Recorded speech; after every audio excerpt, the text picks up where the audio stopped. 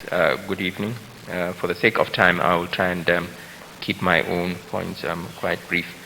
So we do appreciate state governments for continuing to cooperate with us with regards to the guidelines on easing of the lockdown.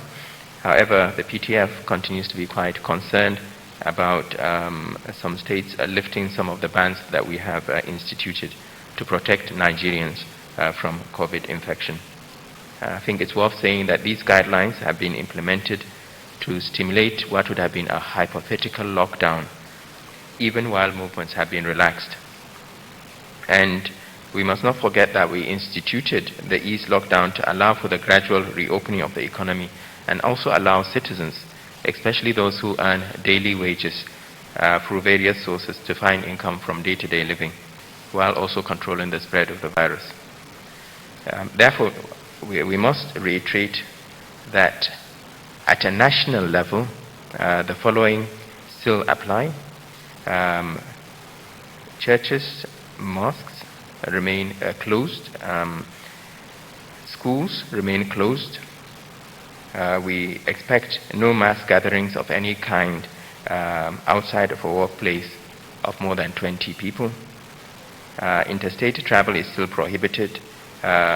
We are appealing to the public to please stay within your current locations to stop the community and interstate spread of the virus.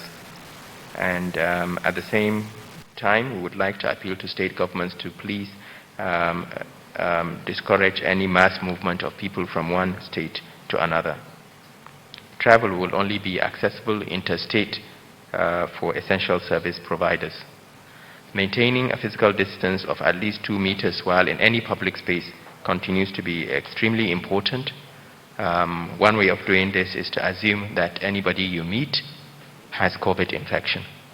And I'm sure in that instance, one will probably keep a safe distance if you want to avoid getting infected. And then finally, the issue of non-contact greetings and hand hygiene remains very essential.